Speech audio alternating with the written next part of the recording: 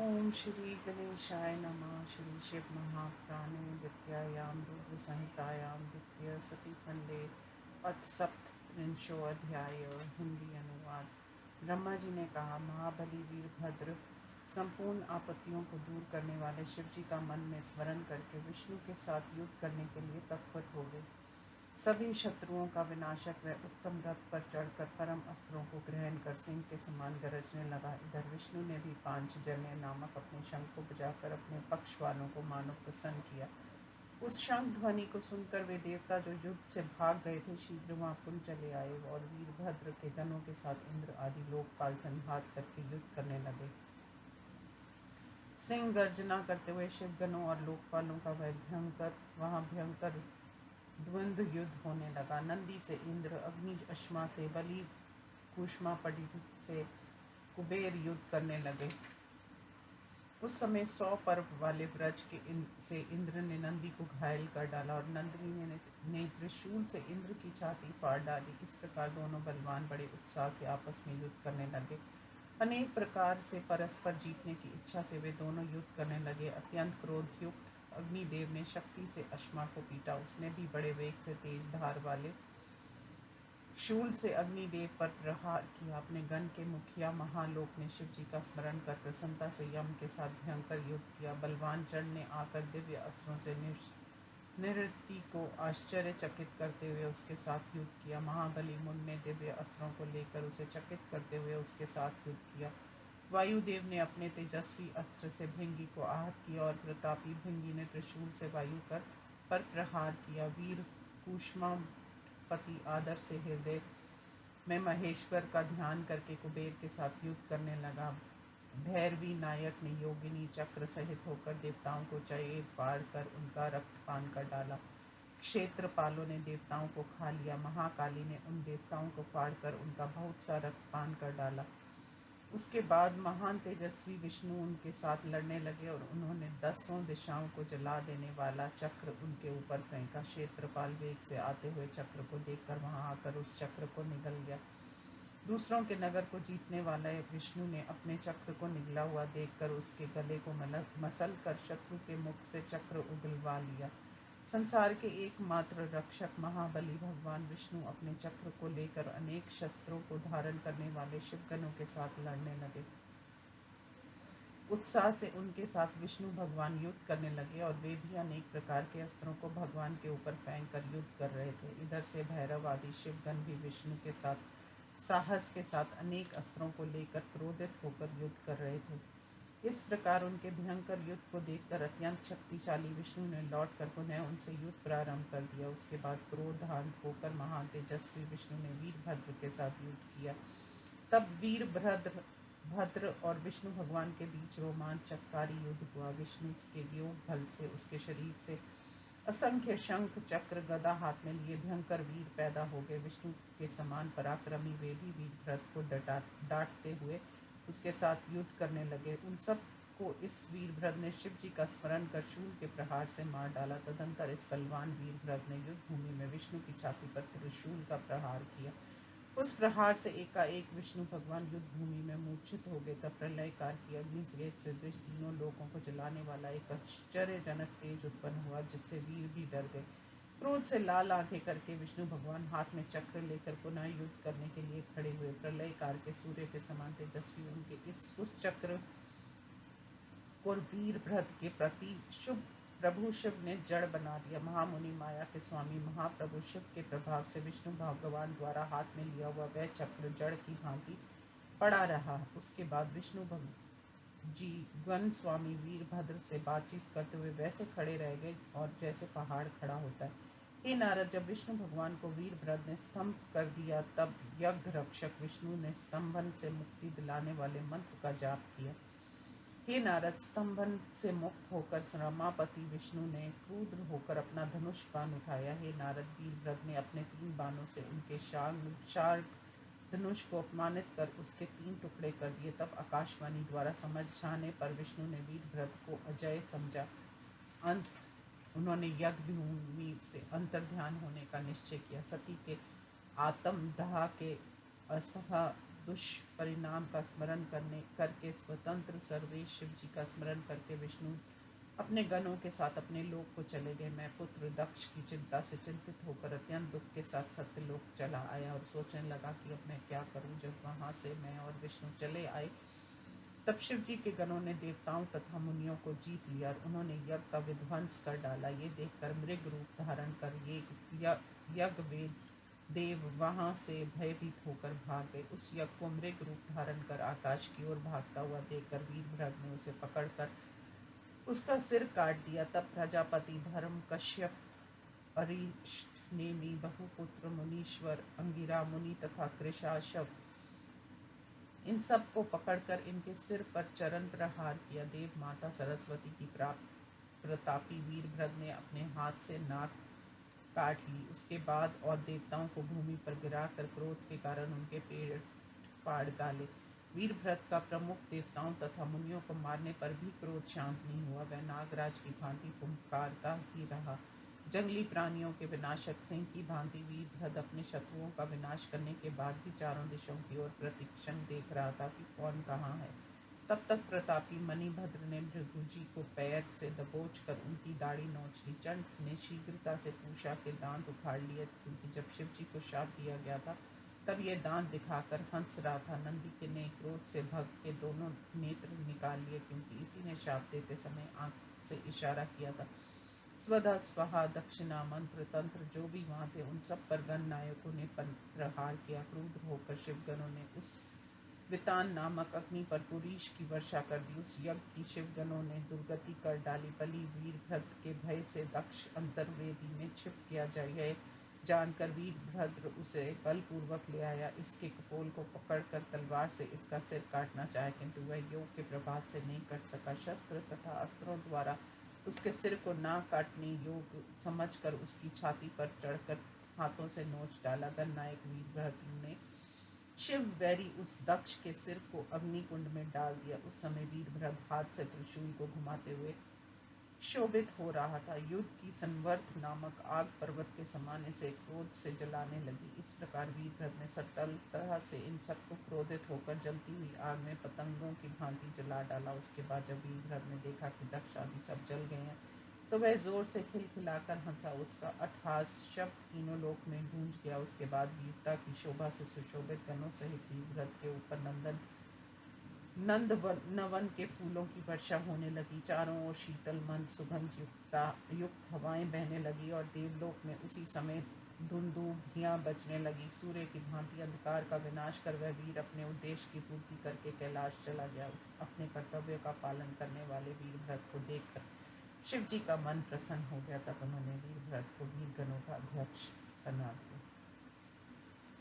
इस प्रकार श्री शिव महापुराण में यज्ञ विध्वंस वर्णन नामक 37वां अध्याय समाप्त। अथाष्टत्रिंशो अध्याय। हिंदी अनुवाद। सूची ने कहा, इस प्रकार अत्यंत बुद्धिमान ब्रह्मा के वचनों को सुनकर आश्चर्यचकित हो ब्रह्मा ऋषि नारद ने पूछा। नारद जी ने कहा, आप मुझे बतलाइए, शिव जी को छोड़कर विष्णु देवताओं के साथ अपना अपमान कराने के लिए वहां क्यों गए? मूर्खों की भांति विष्णु ने शिवगणों के साथ युद्ध क्यों किया? क्या वे प्रलय कारक शिव जी के पराक्रम को नहीं जानते थे? ये मेरे मन में बहुत बड़ा संदेह है। हे करुणानिधि, उसे आप दूर कर मन को उत्साहित करने वाला शिव जी का चरित्र सुनाइए।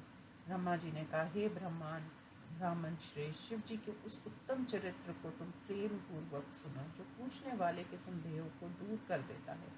पहले दधीचि ऋषि के शाप से विष्णु का ज्ञान नष्ट हो गया था।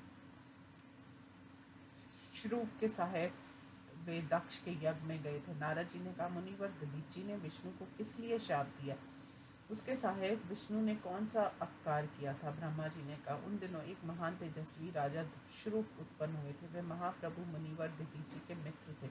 बहुत समय से तपस्या के प्रसंग को लेकर श्रुव और दधीचि के बीच एक अनर्थकारी विवाद चल रहा था, जिसकी चर्चा तीनों लोकों में फैल चुकी थी। वेदों के ज्ञाता शिव भक्त दधीचि ने कहा कि निस्संदेह तीनों वर्णों में ब्राह्मण ही उत्तम होता है। महामुनि दधीचि के उस वचन को सुनकर धन के मद से मोहित होकर राजा शुभ ने कहा, राजा 8 लोकपालों के अंश को लेकर उत्पन्न होता है, इसलिए सब में राजा श्रेष्ठ होता है और वही वर्णाश्रम का स्वामी भी होता है। वेद का वचन है कि राजा सभी देवताओं का स्वरूप होता है।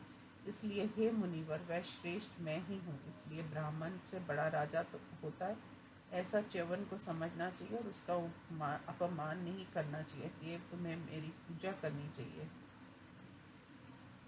ब्रह्मा जी ने कहा, हे मुनिवर, श्रुति स्मृति के से विरुद्ध श्रुव के वचनों को सुनकर भृगु अत्यंत क्रुद्ध हुए। हे मुनि, उसके बाद क्रुद्ध होकर दधीचि ने बाई मुट्ठी से श्रुव के सिर पर प्रहार किया। इस प्रकार मार खाए हुए श्रुव ने व्रज द्वारा दधीचि को मारा और वह ब्रह्मांड का स्वामी क्रोध से गरजा। भार्गव दधीचि उस व्रज से आहत होकर भूमि पर गिर गया और भार्गव ने राजा श्रुव के कारण अपने पूर्वज शुक्र का स्मरण किया। शीघ्र ही शुक्र ने आकर श्रुव द्वारा दधीच के शरीर पर किए गए प्रहार को ठीक कर डाला।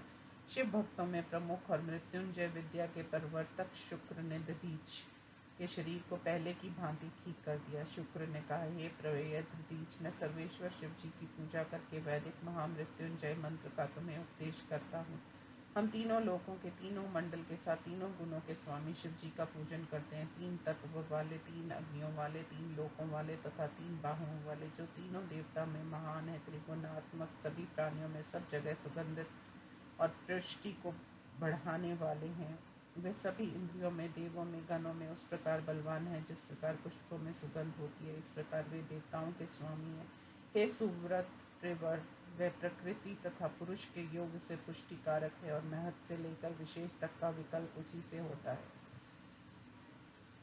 हे मुनिवर, वे ही ब्रह्मा विष्णु आदि देवों, मुनियों तथा इंद्रियों से पुष्टिकारक हैं। हे प्रजापति, उस अविनाशी रुद्रदेव कर्म से, तप से, वेद्याध्ययन से, योग से, ध्यान से तथा सत्य से अथवा किसी अन्य प्रकार से सूक्ष्म मृत्युपाश के बंधन से स्वयं भगवान शिव खरबूजा या ककड़ी की भांति मुक्त करा देते हैं। ये मेरा सर्वोत्तम मृत संजीवनी मंत्र है। भक्ति पूर्वक शिव जी का स्मरण करते हुए इस मंत्र का नियम पूर्वक जप करना चाहिए। इस मंत्र का जप करके, इस मंत्र से हवन करके, इस मंत्र के जल को अभिमंत्रित करके जल पियो।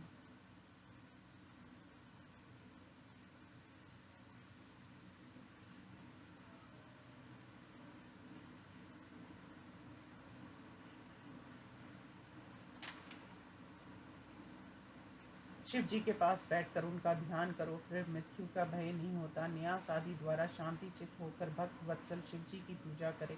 अब मैं इसके ध्यान की विधि कहता हूँ, जिसके बाद मंत्र का जप करने से मनुष्य का शिव जी की कृपा से मंत्र सिद्ध हो जाता है। दोनों कर कमलों द्वारा 2 घड़ों को उठाकर अपने सिर पर जल की धारा गिरा कर पुनः अपनी गोद में दोनों घड़ों को हाथों द्वारा धारण किए हुए अक्षमाला कस्तूरी कमल पुष्प से युक्त सिर में स्थित चंद्रकला के अमृत प्रवाह से गीले शरीर वाले पार्वती सहित त्रिनेत्र मृत्युंजय भगवान का मैं ध्यान करता हूँ। ब्रह्मा जी ने कहा, शुक्र इस मंत्र का मुनिवर दधीचि को उपदेश देकर शिव जी का स्मरण करते हुए अपने धाम को चले गए। उसके इस वचन को सुनकर महामुनि दधीचि भक्ति पूर्वक शिव जी का स्मरण करते हुए वन को चला गया। वहां जाकर यथाविधि महामृत्युंजय नामक उस मंत्र का भक्ति पूर्वक जप करता हुआ शिव का स्मरण कर तप करने लगा। बहुत समय तक उस मंत्र का जप करके और अपनी तपस्या से शिव जी की आराधना करके उसने महामृत्युंजय शिव को प्रसन्न कर लिया। हे मुनिवर, भक्त वत्सल शिव जी उसकी तपस्या से प्रसन्न होकर उसके सामने प्रकट हुए। अपने स्वामी शिव जी को देखकर वह मुनिवर प्रसन्न हुआ और यथाविधि हाथ जोड़कर उनकी स्तुति करने लगा। हे मुनिवर, उसके बाद शिव जी ने प्रसन्न होकर शिवन पुत्र दधीचि से वर मांगने के लिए कहा। इस प्रकार शिव जी के वचनों को सुनकर भक्त प्रवर दधीचि हाथ जोड़कर सिर झुकाकर भक्त वत्सल शिव जी से कहने लगा। दधीचि ने कहा, हे देवों के देव महादेव जी, मुझे 3 वर दीजिए। मेरी अस्थियां व्रज के समान हो, मुझे कोई मार ना सके और मैं कभी दीन ना हूँ। ब्रह्मा जी ने कहा। दधीचि के वचनों को सुनकर शिव जी ने प्रसन्न होकर उसे 3 वर दिए। शिव जी के उक्त 3 वरों को पाकर आनंद के साथ वेद मार्ग पर चलने वाला वह मुनि शीघ्र श्रुव के निवास पर पहुंचा। उग्र शिव जी से अवध्यत्व, व्रजास्थित्व तथा अधीनत्व, इन वरों को पाकर उसने राजा के सिर पर लात मारी। तब क्रोध करके राजा श्रुव ने विष्णु भगवान के महत्व का स्मरण कर दधीचि की छाती में व्रज का प्रहार किया। शिव जी के प्रभाव से वह व्रज प्रहार से दधीचि का कुछ नहीं बिगड़ा। इसे देखकर ब्रह्मा जी को आश्चर्य हुआ। ब्रह्मा जी के पुत्र शुभ मुनिवर दधीचि पर व्रज प्रहार का प्रभाव न देकर अत्यंत आश्चर्यचकित हुए। मृत्युंजय की भक्ति के भक्त दितिची द्वारा पराजित वह राजा श्रुव वन में जाकर ध्यान लगाकर इंद्र के छोटे भाई विष्णु भगवान की आराधना करने लगा। गरुड़ ध्वज भगवान विष्णु ने उसकी तपस्या से प्रसन्न होकर उसे दर्शन दिए। दिव्य दृष्टि से जनार्दन भगवान के दर्शन करके वह अपने मौनों मनोनुकूल शब्दों द्वारा प्रणाम करके उनकी स्तुति करने लगा। समस्त देवताओं द्वारा स्तुति किए गए अजय महादेव शिव जी की स्तुति तथा पूजा करके भक्ति पूर्वक सिर झुकाकर भगवान विष्णु को देखकर वह निवेदन करने लगा। राजा ने कहा, भगवान, मेरा एक मित्र धर्मात्मा विनयी दधीची नाम से प्रसिद्ध ब्राह्मण था। वह मृत्युंजय महादेव की आराधना करके सदा के लिए अवध्य हो गया है। उस दधीची ने सभा में स्थित मेरे सिर पर अपने बाएं पैर से प्रहार कर मेरा अपमान किया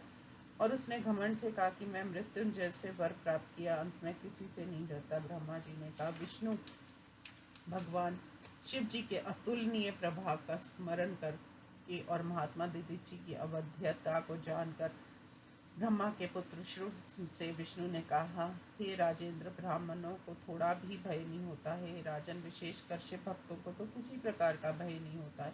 आज ब्राह्मण का शाप देवताओं के साथ मुझे कष्ट दे रहा है। उस शाप के से दक्ष के यज्ञ में शिव जी द्वारा मेरा विनाश तथा पुनः उत्थान भी होगा।